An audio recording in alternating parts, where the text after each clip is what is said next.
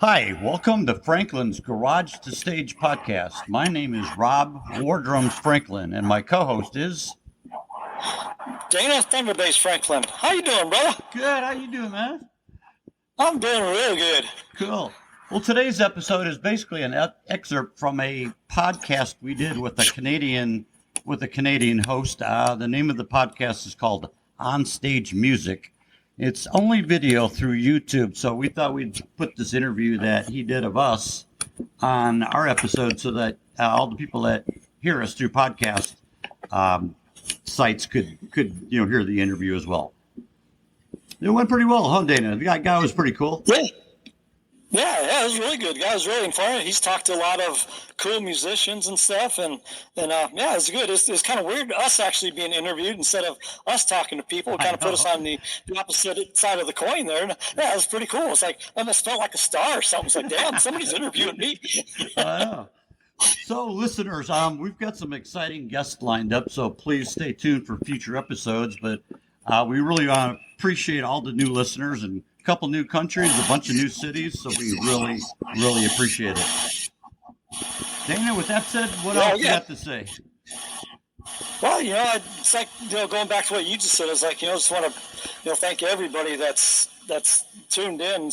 We thought it would be years before we got close to the 10,000 download mark. And I mean, we're a couple days away from that. So that's real exciting, and all kinds of countries over in Europe. I mean, just all new places. It's like, this is kind of blowing up to where I, didn't think it would go so quick so soon. And it's really exciting. We talked to that Martin dude from Accept, and that was just amazing talking to that guy. And like you said, we got a couple other really cool guests lined up with some other hardcore bands out of Sacramento, and just, maybe some doom metal stuff happening. We'll see what's down the pipe there. Yeah. And I want to remind everybody, we have a new website. It's called franklinsgaragetostage.com. And then you can email us through that website as well. It's either rob@franklinsgaragetostage.com or dana@franklinsgaragetostage.com. So please do send us an email so you're on our list so we can let you know about future episodes and any special things. Like we have some giveaways we're thinking about doing in the near future. Huh. Yeah, I like it. Yeah, listeners, we need a couple things from you. Like Rob just said, emails. We need your emails so we can start building our database. Pictures, comments, good or bad, we'll take your shit if we deserve it.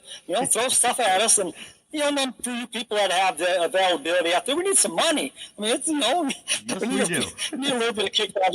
Yeah, a little bit of kickback to keep this thing going. I mean, this is all stuff that just me and my brother do, and my brother Rob Wardrums there does all the editing and producing and all that stuff. So it takes time and money. So please contribute a few bucks if you can. We appreciate it.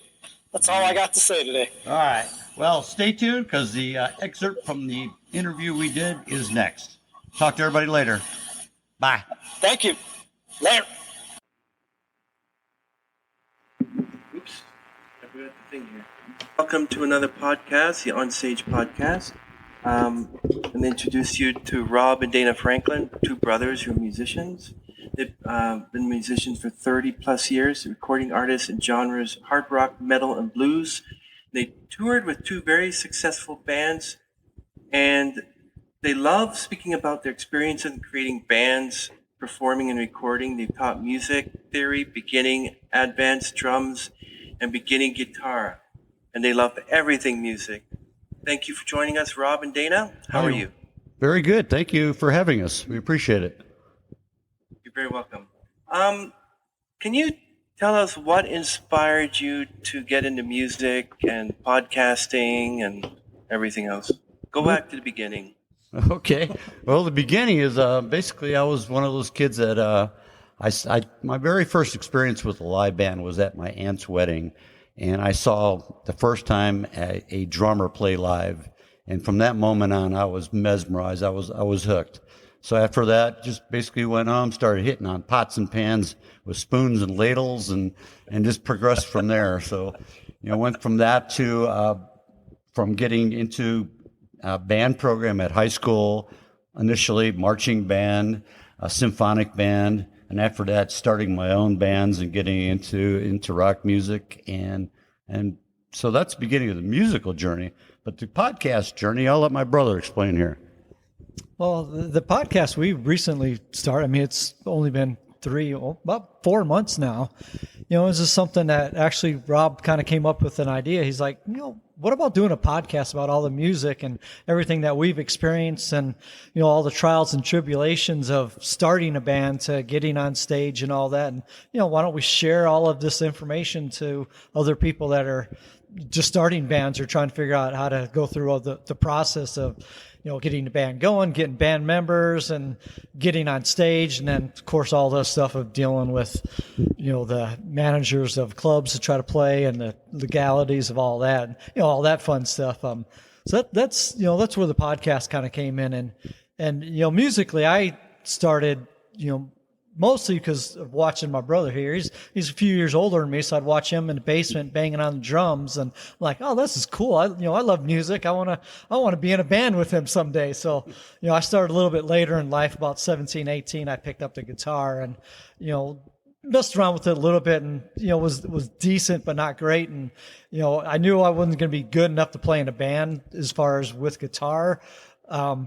With my brother here. So, he mentioned once, he's like, hey, think about getting, picking up the bass. Bass players are kind of hard to find, and, think about that. And so I picked up a bass, and it was kind of automatic. As soon as I touched it, it was the feeling I can't describe. It was the perfect thing. And, started practicing on that. And a couple of years later, we started out with bands and haven't looked back. What kind of relationships did you have with your parents and your other siblings, if you have anybody? Did they encourage you to get into music, or they were like, no, don't touch anything, no. No, actually, my parents were extremely supportive. I'd never once heard them say, stop that racket, or, any of those kind of things that you hear. They were always very supportive because they were, back when they were earlier, my father was actually a vocalist and my mother was a pianist. And so I think because of that, they kind of encouraged us. And they were, like I said, very supportive. And we have another brother who's actually a guitar player. And we have two that aren't into, musical instruments at all. But they've always been very supportive and by our side through the whole process.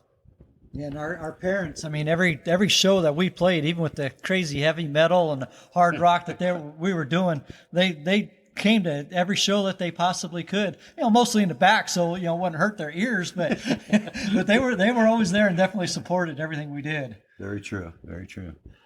I like the fact that it says that you're recording artists in genres: rock, hard rock, metal, and blues. But what I really want to know, Rob, is that you toured with two very successful bands, and who are they? We'll be back after a quick break.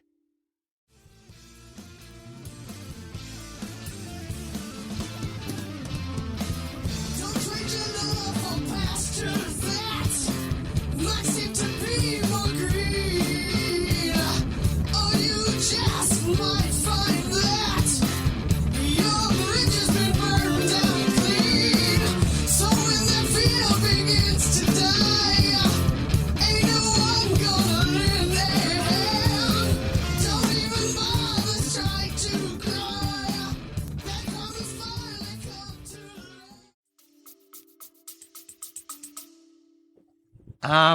Probably the two most successful was from Reno called Monolith, and the second from Sacramento based was called Eyewitness Blues. Those were the two most successful as far as consistent gigging and traveling. So what's your favorite genre? Rock by far, only because to me it's more intricate playing for a drummer. Blues is more of a steady type pattern for majority of the songs. I'm not going to say all, but for rock, there's more intricate breakdowns in style and timing and dynamics, and there's just a lot more elements to rock than there is to blues, in my opinion.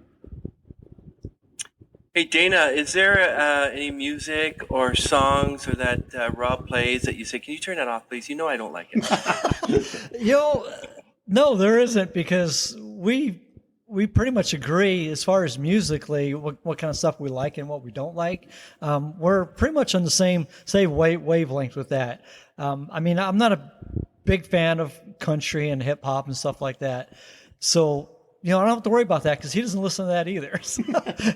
But as far as, even with the music, on my side, I learned, listening to Iron Maiden, Black Sabbath, the true creators of heavy metal, in my opinion. So my style of playing is mostly, emulates, Steve Harris, Geezer Butler, that type stuff. But, I listened to, the more I started playing bass, I started listening to more genres. I'll even listen to some of the old style funk and Motown stuff just because the bass is so prevalent in that style of music, and just to hear different types and stuff and kind of incorporate it in my playing. So, it doesn't all sound the same, like it's just rock or just metal, throw a little bit of different styles in there, which I think all musicians, should do. And if I could add to that, actually, Dana is our primary songwriter. He comes up with the foundation of our most successful songs. He's been the songwriter. He's basically written down, the structure and, the dynamics of the song, and everybody's kind of developed the song from his foundation of what he's written. So he's the primary songwriter. Oh, well, thanks for that. Appreciate that. Do you remember the first song you ever wrote or played? What was that like? The first song that we really played that was real successful as far as, crowd response was a song called Fool's Gold that my brother had written. And it was once we played that together on stage, that was just one of those moments where your hair tingles. You just knew it felt great, and it came across great as well. And it was great crowd response. And it was just one of those moments you can't copy. Yeah, definitely. It's when you play your own music and the crowd and the people are getting into it, there's especially with your brother. When you're doing it with family members, it doesn't get any better. But when the crowd is loving something that you wrote and you're not covering it, or there's I can't even describe the feeling. You've talked to a lot of musicians, so I'm sure they've said the same thing. There's just no feeling. There's no drug that can copy that feeling. Oh, yeah. What was your mindset when you knew that, okay, we're going to play this song, Fool's Gold, for the very first time? What was going through your head? Like, they're not going to like it. They're going to throw tomatoes. Do you have the tomato bag with you to prevent them from eating it? No, I don't think that fear was ever in our mind because, we felt that it was a great song. And if we could express that when we played it, we knew it was going to come across well. And it really did. It really did. Yeah. So I always ask an artist, whenever you write a song, it's based on experience, like a breakup, relationship failure, or death, for instance. I always use this example. Dan Reynolds from Magic Dragons, they have a song called Wrecked. He wrote it in the death of his sister-in-law, Alicia, who died of cancer. Oh. So what is the song Fool's Gold about? It's about it's a personal thing. It's about a relationship that it just didn't quite live up to what it was supposed to be like. It was, everything about it was, my original name for the song was going to be Pyrite, which is pretty much a synonym for Fool's Gold, and I like the way Fool's Gold sound a little bit better. But yeah, it's all about the idea of a relationship that is supposed to be rock steady, and you think it's going good, but when you really break it down and investigate it a little bit more, you find out that everything about it was all fake. And so that's definitely what the song is about. And a few weeks after that, I went through my first divorce, and so this kind of solidified what was going on in my life at the time. Good analogy. Am I under an impression that the fool is you? I mean, I guess it could be. I was definitely fooled. So, what is your song creation like? Like, how did you put Fool's Gold together? What was it like? You went outside and said, "We're going to write the song," or we'll do the lyrics first. We'll do the music, the melody. Like you said, that Dana was the main songwriter. So, how did you start it? Basically, it was just Dana and myself. We were actually at my parents' house at the time. We didn't have a rehearsal studio, so to speak, at the time. And we were actually in a room at my parents' house, just me and him. And he had created the bass line, and I developed the drum riff and the timing behind it. And it kind of snowballed from there. Then we ended up being with two guitar players that were phenomenal, and they added their parts to it, and Dana added the lyrics to it. And it just all fell together really nicely. Yeah, it was music first, and then the lyrics. Just once we recorded, the music part to it, I just sat at home, and of course, my state of mind at the time, and wrote down, "Fool's Gold" to match how the music was already written. But a funny story to back that up is when we were actually rehearsing that song, getting our two pieces, what we call the bottom end, bass and drums, while we were developing that in this house at my parents' house, which is, a pretty big house up in the Virginia Highlands in Reno, Nevada. But we went downstairs after taking a break, and my mom's pet guinea pig was dead because of the volume. So, okay, this is probably a pretty good song. That's just kind of a funny little thing that happened. But I mean, it was sad for my mom, but it was just something that's, at the time, we kind of thought it's funny. Yeah, that's how we knew it was going to be a good song. You kill a guinea pig. That's a heavy metal song. It's good. Yeah. Yeah, I can imagine you pranking your brother Dana. Say, "Hey, Dana, I think I got a really good name for a song, Guinea Pig. How does that sound to you?" That'd be funny. That's awesome. Yeah. So, who were your big musical influences? Like, how did they shape your work? For me, there's a few. Tommy Aldridge, Bill Ward, and Tommy Lee from Motley Crue. Those are my three primary. And I mean, they're the ones that kind of influenced my style. And of course, when I was just starting, it was Buddy Rich, learning the rudiments and the rolls and all that. As far as technique, it was Buddy Rich, because everybody said, well, you got to listen to Buddy Rich if you want to really learn your rudiments and perfect your style. So that's kind of where I started, and obviously that guy's phenomenal. But then for showmanship, I started listening to Tommy Aldridge and Tommy Lee, just for showmanship and for how to deliver what you've learned in a more professional way and a way to appease the audience. And mine, being a bass player, Steve Harris from Iron Maiden was definitely the guy that I listened to the most, and a lot of my style is a lot like him, a lot of the galloping and fast, and then of course Geddy Lee from Rush is just absolutely amazing. Oh, yeah. How he can play the way he plays and then sing at the same time is beyond me. But those two are my biggest influences. And and Steve Harris, of course, not only the way he plays, but just his showmanship, the way he runs around on stage and the energy he brings. And, and of course, he's, the main songwriter, for Iron Maiden too. So I really like to follow a lot in the footsteps of what he's created. And, of course, like I said, I've listened to some other stuff, and, Bootsy Collins from Parliament, just, that funk stuff, and, and Flea from Chili Peppers, just, different styles, but my heart is still with the whole heavy metal and hard rock. That's where my heart is, and always will be. Okay, so if you ended up, you guys walk into a room, and you can choose any guitarist to be part of your new band. You have Geddy Lee. Oh. You have Sting. You have Robin Zander from Cheap Trick. You have, let's say you have the whole room is filled with you big, important musicians. Who would you choose? Wow, that is a good and very tough question. For a guitar player, I'm gonna have to give that over to Dana. From what I've been listening to, lately, and what I really like as far as what I think would fit into what we're doing right now, I would love to play with Zach Wilde. I mean, he's just got the way his style is, the way he plays on stage, and not only that, he's got an amazing voice. I would love to get together and jam with him. That would be absolutely amazing. Well, now I'm going to throw Jimmy Page in there. Oh, well, yeah, you can't go wrong with Jimmy, of course. Can't go wrong with any of the classic. So you choose Jimmy Page, and Eric Clapton goes, excuse me, I'm here too. Really? That's like, who are you going to choose? I don't know. So.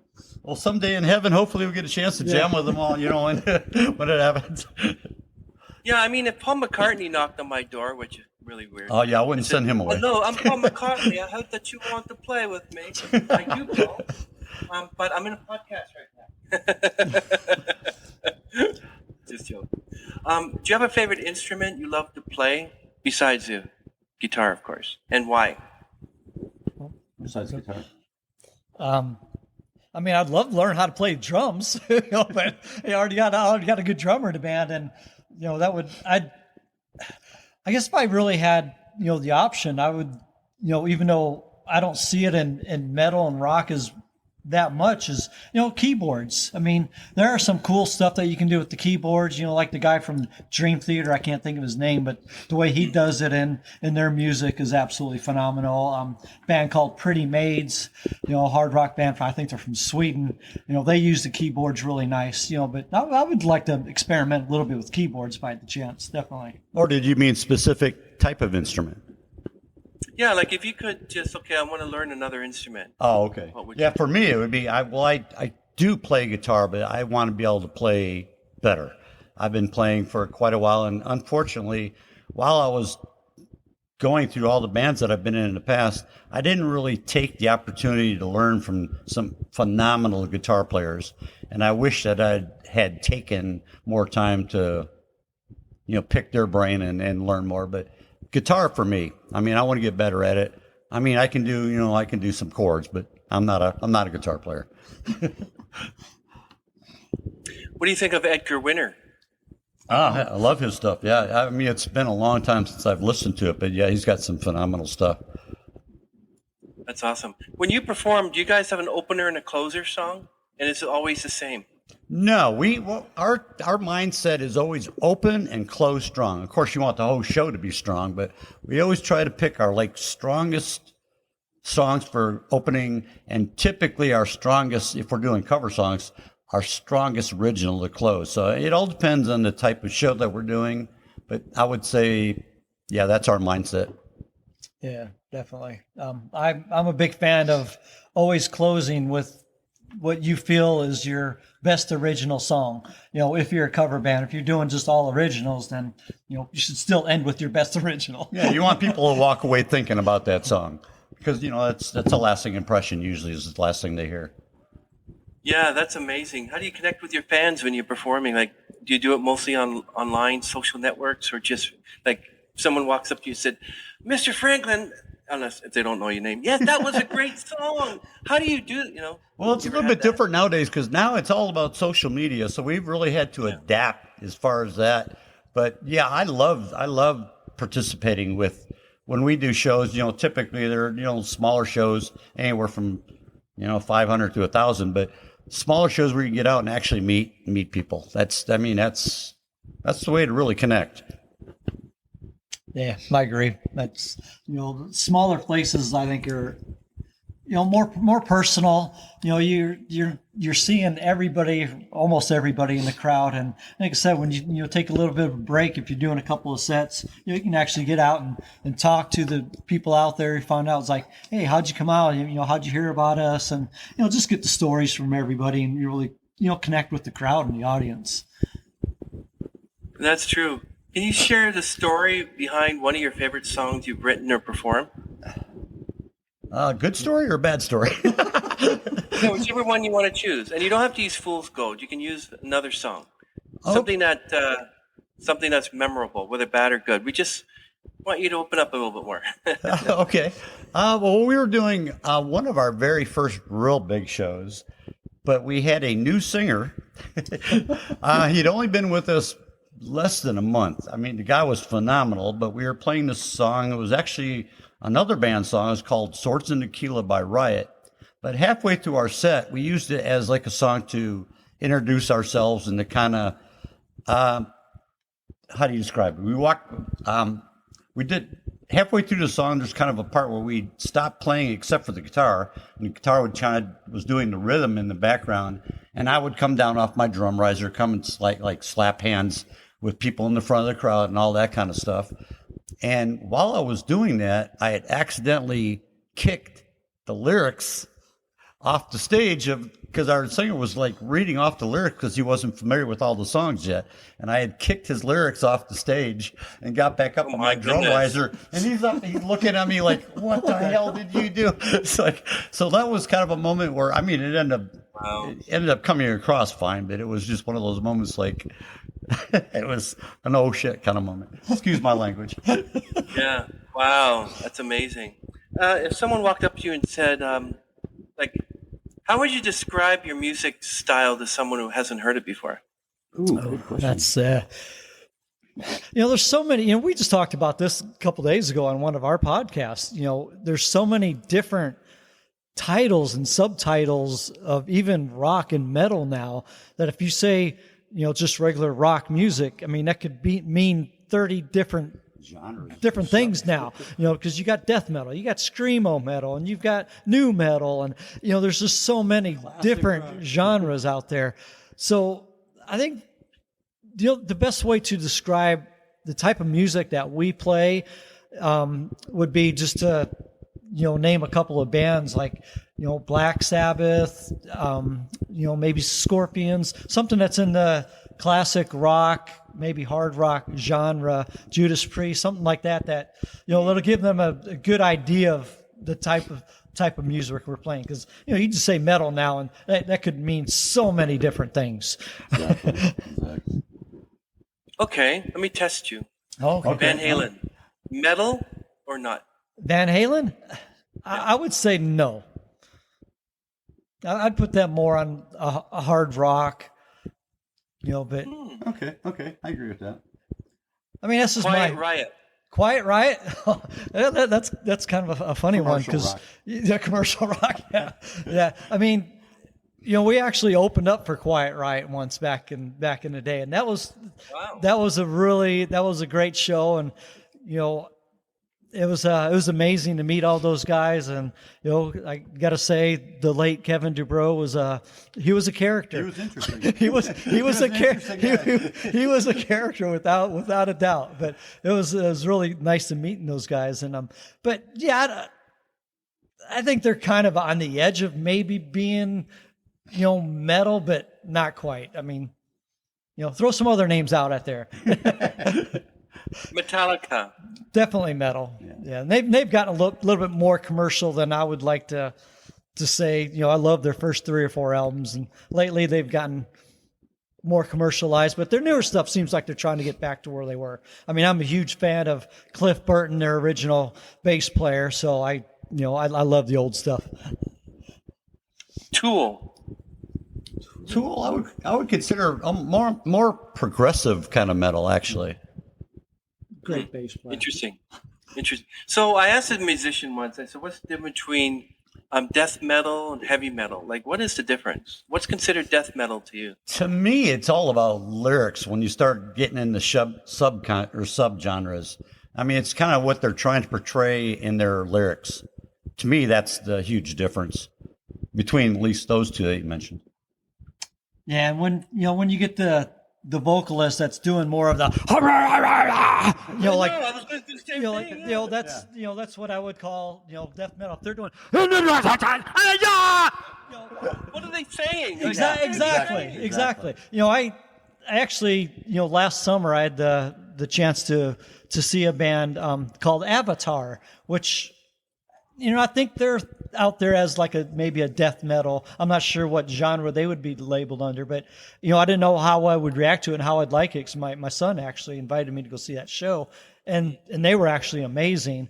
But I would kind of throw them in there with the death metal, because some of the stuff you really couldn't understand, but the music was definitely metal. And yeah, death metal. I consider, if you can hear some of the lyrics, but not all of them. Yeah. Heavy metal doesn't mean you're saying, you know. But I know Tool does that quite a bit, and I'm not really into heavy metal, but it's kind of interesting to find out what is death metal, what is heavy metal, like what is which. Like Led Zeppelin, is that metal or not? Yeah, and I guess it really depends on who you ask and what style of music they're used to listening to. And some people would probably say Led Zeppelin is heavy metal, where I really wouldn't consider them heavy metal. It's more of a hard rock, I would think. Classic I would rock. say. Yeah. So it says that you're a music teacher. Both of you, or just you, Rob? I did it for about 10 years. Basically, music theory, beginning, intermediate, and advanced drums, and beginning guitar. I mean, that was a great experience. It actually helped me to get back to learning the fundamentals, because as you play a lot, you tend to forget the fundamentals as far as, like the basic rudiments and things like that. So it was great. I actually enjoyed it. Seeing that light bulb go off in somebody else when they learn something they really always wanted to learn to me, was the most exciting part of it. What are you teaching them first? What's the first day like? First thing is basically just getting to know each other. I mean, that's what I did. And then I on a chalkboard, I would show them, okay, well, here's the very basics of like notes, difference between an 8th note, 16th note, 32nd note, whatever it would be, Wow. Whole note, half note, just the very basics. And then from there, just my structure was just kind of getting to know them and seeing what they really wanted to learn, and then kind of do that on an individual basis. Do you still do it, or did you quit? No, I haven't done that for the last probably year. I enjoyed it, but wow. I'd like to get back into it. Oh wow! So what do you think is the best reward? What's the most rewarding part of being a musician? To me, it's every part of it. I just love playing, period. I mean, everything from learning new songs to performing them to setting. I mean, every piece of it I enjoy. I really do. Yeah, I mean, the most rewarding for me, I think, was not only getting good enough to where I can play with my brother and be comfortable in playing in a band environment with other talented musicians, and them not saying, "Hey, who's this bass player? He sucks," and being on the same level as someone you would call a professional musician. And then the highlight would be to play one of your songs, something that you've written, and for people to like it. I mean, that moves me more than anything that I can even name. Good answer. That would definitely be it. That's interesting, Rob. It mentions that you have experiences in creating bands. How many bands have you actually created? You mind me asking? That I personally created about 4. Wow. Between Dana and myself, we've created probably 2 or 3, but myself, 4. And that's a great process. It's a great and frustrating process. Just getting the right people in the same room is sometimes the biggest challenge. And then even once you do have them in the same room, how those personalities develop over time could be a huge struggle as well. So, I mean, it's fun, but it can be aggravating and rewarding at the same time. Were they all 4 of them successful, or did you just say, guys? Yes, for the most part, yeah. Together 2 weeks, you're gone. Not the initial project, but over time, yes. I mean, it's when you're first starting a band, getting the right people in the room, like I said, is the number one challenge. So sometimes it takes, some tweaking. You got to get rid of a guy, add another guy, and it's a process. But all 4 that I've been in, the main ones that I've been involved in, have turned out to be pretty successful. Tell me about the time that you met a band member where you just like, I don't really want to go up to him and say that you're not good for the band, that he should leave. There's been a lot of those, actually. So, specifically, what are you asking me? How do you handle that? Give me one of the worst situations where you just don't know what to do. And they were good, too. I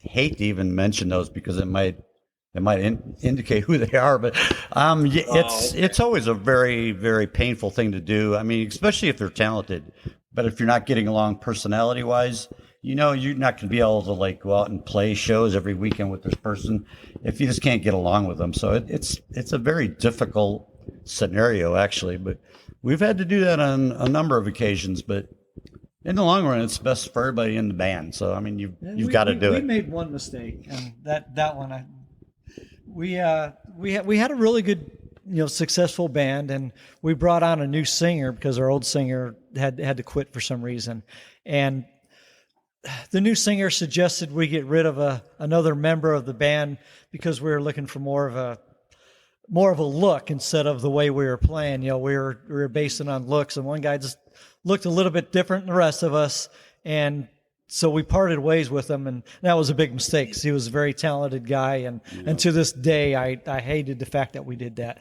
because the band pretty much went dysfunctional after that. Totally agree. Good example. Good example. Oh wow! Right. So it's drums, right? Right. I think. Right. Well, primarily, yes. Yeah, and I know that you taught beginning advanced drums. Now, when you teach someone how to play the drums, what do you tell them to work on the snare first, or you teach them how to do the thing and be able to do this like? First, primarily. I mean, I teach like a 4/4 pattern to begin with because that's the obvious one. The 2, you hit the snare on the 2 and the kick on the 2 and the 4. It's like, eighth notes on the hi-hat, just a simple 4/4 pattern. And believe it or not, most people can do it that don't even think they can. There's always like 1 in 10 that just does not have the coordination to even do that. But most people, believe it or not, have the ability to play a basic rock song, which is your basic 4/4 pattern. So what about cover songs? What cover songs have you performed, or do you like cover songs? That's a tough question because I do like cover songs, but I'm not thrilled about performing. I prefer originals only because it's something you've created.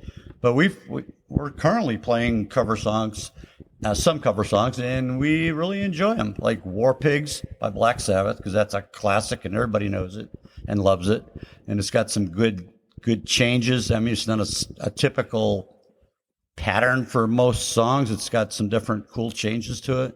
So, I mean, it's a tough question, but I do enjoy playing the good ones, in my opinion. Yeah. So have you faced any challenges or setbacks in your musical journey? How did you overcome them? Oh, boy. Wow. Good question. Yeah, I mean, there's been, quite a few setbacks.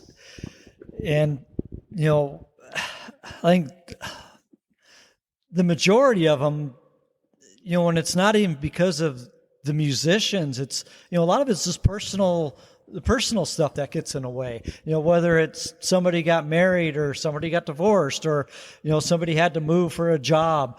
Those kind of things are really tough to overcome because, if you've got, like, we had this one band, Monolith back in Reno, Nevada, that was very, very popular in the area. And, we did a bunch of stuff on the West Coast. And, when it ended up, being to where, we had a band member that had to leave for a job or, move out of town. And it was tough to duplicate that band again with just adding another member. So, we started over again, and yeah, the obstacles that come with keeping it, I envy some of these bands like, the Iron Maiden and some of these guys, Scorpions, that have been on the road for 40, 50 years together. I mean, they've had a few lineup changes, but the majority of it is, the same band. And I mean, that's a hard thing to do. I'm amazed at some of these guys, Rolling Stones and Ozzy Osbourne, some of these guys that have been doing it for the number of years that they've been doing it and are still alive. It's amazing. I know that people like Chicago, but I know Chicago originally started with Terry Kath, and then he died, and then Peter Cetera became the lead singer. Then he left. So would you consider that Ozzy Osbourne was Black Sabbath? So when he left, Black Sabbath couldn't continue, or? No, they actually continued pretty well with Ronnie James Dio, and they continued on pretty well. And I think Ozzy himself obviously continued to be very successful, but I think Black Sabbath carried on well. It obviously didn't have the same feel, so to speak, but they carried on very well. Yeah, one of the few bands that I think lost their, main vocalist and, identity to the band and still carried on well. Both, like I said, Ozzy carried on very well and Black Sabbath did. But, you get some bands that lose a major part of their creative process and they're not the same. So what do you think about Linkin Park and the death of Chester Bennington and Mike Shinoda resurrecting the band by using Emily Armstrong as the lead singer? I'm not familiar enough with them to actually give an opinion, to tell you the truth. Yeah, I mean, I've heard a little bit of them, but I don't think it's the same, with the change. It's, to me, it doesn't work.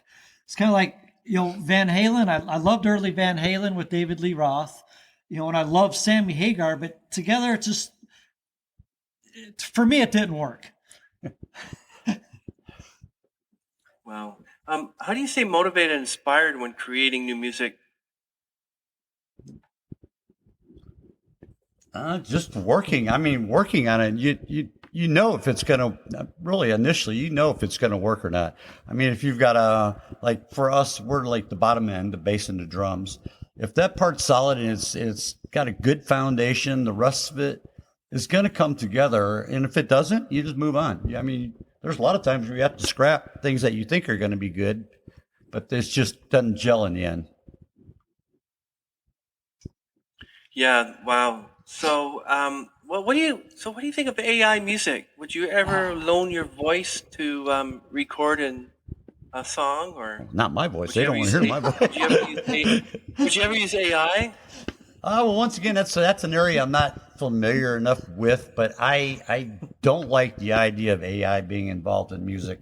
I think it takes away from the music is personal. It comes from your heart. It takes away from that aspect of it. Yeah, and personally, for me, I hate to see some of these bands that are using backing tracks, and even live. It's if you can't play the stuff that you recorded live anymore, then maybe it's time to be a greeter at Walmart or something. Because when you see, and I know this has surfaced on YouTube and some other places, but when you see these bands that, all of a sudden the track and it sounds like they're still playing everything, but the guitar player isn't touching the guitar, singer's not singing, but yet it's still all there in its natural glory. It's like, that's just it's not right to me. I understand that some of these guys are getting up in age and maybe, the vocalist can't quite hit those high notes, but, that's expected. And, people want to go see the band for what they are, not for, what they're pretending to be.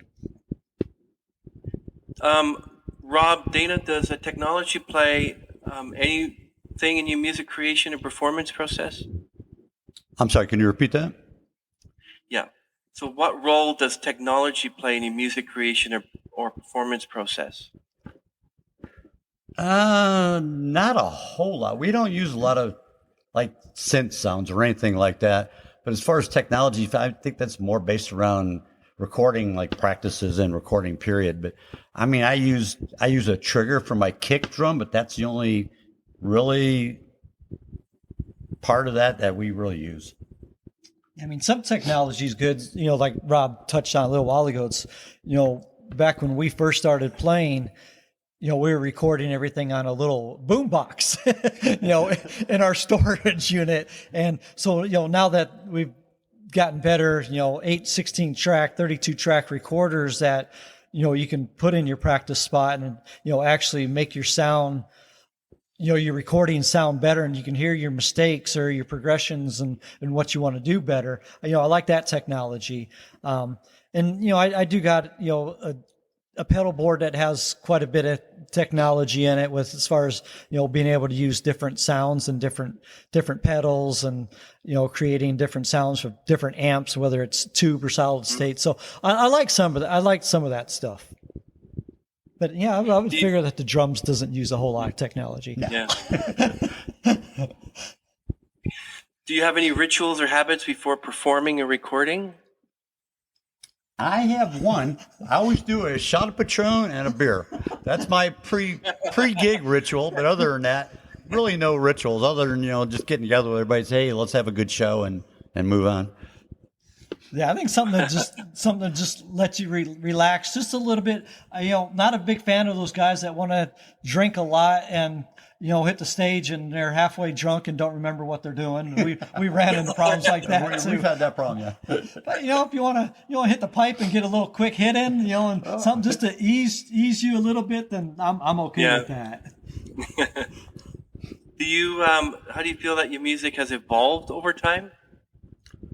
I think it's been a natural evolution. I mean, the better you get, the more relaxed you get with your writing process, I think. And I think what tends to happen with like a lot of new artists is they try to overplay everything. And I think we've gotten to the point where not to overplay your parts, but to play them in a solid way. And that's actually a learning process. A lot of new performers, they want to overplay everything. And that's something you learn over time. That's very true. Yeah, sometimes less is more. Yeah. Yeah, less is more, exactly. Unless you have a guy named Les playing for you, then that's more. Yeah. Ladies and gentlemen, on drums, Les Moore. I'm not saying you can't be technical. I'm just saying, there's a time and place for all that. Yeah.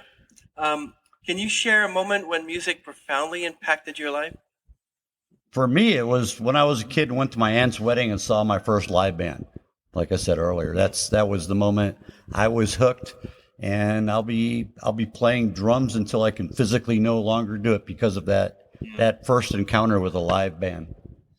And mine was, like I said, listening to my brother play in the basement all the time. I knew I loved music. As far as listening to it, when I knew I wanted to be a musician, was one of the first concerts I saw was Ted Nugent. And the guy came swinging on the stage off a rope and just a crazy guy that he is. And just seeing how he acted on stage, how the audience reacted to him, and just the energy and the feeling around it all. It's like, I don't want to be a part of the audience. I wanted to be on stage myself. And that Ted Nugent concert definitely what did it for me. Yeah. What do you think of Triumph? I mean, we have the Metalworks. We have the Metalworks studio just like 20 minutes from here, and Prince recorded his Musicology album there. Nelly Furtado recorded there. If you walk into the recording studio, you'll see like the platinum records behind the frame and their autograph of all the people and it's owned by Gilmore from Triumph. Gilmore. And they come in during the week, but they have like tours every so often. And the recording studio is amazing. What they did is Queen literally allowed them access to the original recording of Bohemian Rhapsody. And the guy behind a fairly large 100 to 200 lever recording thing, where you the board, go up and down, like, mixing board, yeah. Yeah, so he would. This is Freddie Mercury's voice, and he would isolate that, and this is then he'd isolate all the others. Then he isolate. It's a beautiful, beautiful thing. I think it was awesome to see that. It's awesome. Yes, as far as Triumph, I mean, I've always liked Triumph. I mean, there's, like I said, there's quite a few Canadian bands that I absolutely loved. Triumph, and of course Rush, and I think Loverboy was even from Canada, and I wasn't a huge fan of that. Chrissy Steele. Oh, Chrissy Steele, yeah. Oh, yeah, that's right. Wow. Yeah. But yeah, I love, and it's funny, not that this has anything to do musically, but, for a while there, I lived on the West Coast in, Santa Rosa, Napa Valley.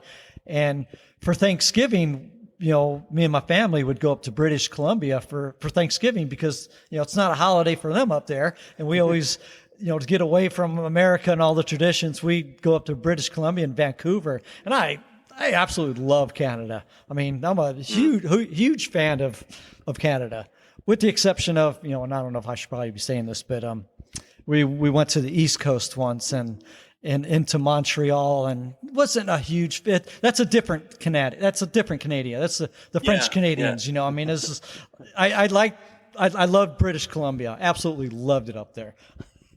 Never been to Toronto, which I'd like to go to someday. I'll give you a good tour of Toronto if you like. Take you up to CN love Tower. Take you to the El Macombo, which is over almost 60 years old. That's where most of the bands play. You should look it up, El Macombo. Okay, It's been sure there will. for years. It's been years. And I'm a huge so tell me- huge hockey fan, and I know you all are. Canadians Yeah, are. So I mean, that's Definitely. So tell me more about the podcast. Like, how do you find your talent? What's your first thing you do? Well, our basic philosophy is we want to help musicians. I mean, that's kind of what we started to begin with. Everything from garage to stage. So we try to encompass the stages that a musician is going to go through. For like right now, we've talked to the CEO of a Grass-Fed Music, which is in Los Angeles. We've talked to a producer. We've talked to a mixing engineer. Just all the kind of things that a musician is going to need to encounter in their journey from garage to stage and beyond. Yeah, I mean, our first episodes, first couple episodes were, based on, okay, you're a musician playing in your bedroom. How do you get a band going? How do you even start the process of auditioning or going to auditions or auditioning people if you want to start a band? And so we talk about all the, like Rob said, the journey that it takes from being a solo kid or an adult in your room to forming a band. Then once you got that band going, how do you approach clubs to get to play into the clubs and all the trials and tribulations that you go through. and all the fun and the humor and the bad stuff that kind of goes along with all of it, because there is good and bad. I mean, Yeah, that's true. Wow. So to find a talent, you just reach out to them and email them, or do they come to you, or? Kind of a combination of both. In fact, we were going to ask you the same thing: is how do you get yours? Yeah, I just saw one of your recent. Well, I'm not sure if it's recent, but one of your episodes where you were, interviewing the bass player for Accept. And we're a huge Accept. And of course, fan, I so. jumped on that right away. It's like, I would love Martin to. Motnick, Martin Yes. Motnick and I So, become good friends. He's good. What is your process to get in touch with these people? Because we'd love to Let's know reverse that We'd question. love to know that secret. Okay, I'll tell you the secret. You ready? Yeah. So what I do. I'm joking. I'm joking. That's called. That was good. That was good. I like that. So what you have to do is you have to determine who you want on your podcast. And then what you do, you listen to their music and you go to Facebook and see on the bottom it says about info. Yeah. And you check to see if there's an email. If there's an email, then you just email them. Oh, But if okay. they don't, you go to the website, you go to contact, and it'll tell you, okay, the manager to contact them, you have to contact them. Or if you just want to send me an email, here's my email, and then you got from there. But if they, in the menu, they just have a contact form, fill out the form, who you are, and put in your email, and they'll send to. Oh, cool. One of my old co-hosts, Kylie, she originally just went right into Instagram and she sent private message, and they said, "Yeah, I'd love to." I tried the same thing, nothing. I realized, because she's a girl. That's Yeah. That makes sense. But we're trying to get Sting. We're trying to get Alice Cooper. Oh, wow. Nice. Tomorrow we have one of the biggest opera tenors who is friends with Trump and all that stuff. So yeah, we're going big, man. We're going big. Cool. And Martin Motnick's great. Yeah. That's why I wanted him more like 3 hours on the pro, because I thought he was worth it. So All right, cool. yeah. Well, I'm glad you're having success with it. Really am. You actually, if you need anybody, let me know. If there's anybody on there you need, I'm free to give their emails if you want. Sounds good. Awesome. Appreciate that. Yeah, Yes, sir. definitely. There's some really good I can get you Martin Motnick on there if you want. Love that'd it. be Love- I mean, ideal. As a bass player, I would love to talk to that guy. Okay. So yes, that's great. Wow, and we can exchange notes after as well. Yeah. Sounds good. absolutely. Sounds good. So, what advice would you give to aspiring musicians or songwriters? They walk up to you and said, I want to be a musician or a songwriter. What do I do?" Good question. I would just say stick with it. Stick to your guns and follow your dream. I mean, take advice from things like this, from podcasts, from other musicians. I mean, just get every piece of information you can to get to that next level. That's really what it's all about. Is that drive. You gotta continue. If you feel it, continue with that drive and just go for it. Yeah, and for me, I would go more on the personal side of it. Also, is like, okay, you love music, great. How is your relationship with your significant other? Because it's going to change. Good point. I mean, it will change overnight. And I mean, between the two of us, we can't even tell you how many stories we've got of relationships gone bad because they just don't understand, what you're putting into this band. They're like, well, what do you mean you're going to practice again? You did last night. It's like, well, yeah. And then tomorrow and the next day. And so, I mean, the commitment that it takes, if it's something that you're really serious about, as I'm sure you've heard from other people you've talked to on the professional end, it's not only another job, it's your only job if that's what you want to do. And you've got to have that support from the family or your loved ones. Otherwise, you're going to be writing songs like Fool's Gold. Good analogy. Yeah, I had one of the singers from Little River Band on my podcast, and I asked him the same question, and he goes, "Don't." Don't. Well, that could be a good advice too, I guess. Yeah, you could have just said "don't."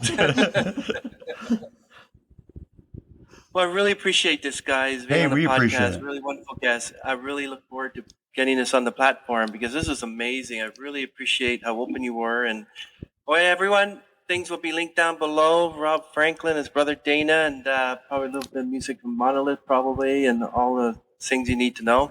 Thank you so much, Rob and Hey, Dana. thank you. Thank you. Appreciate It's been a this. privilege. Wait right there. Hey.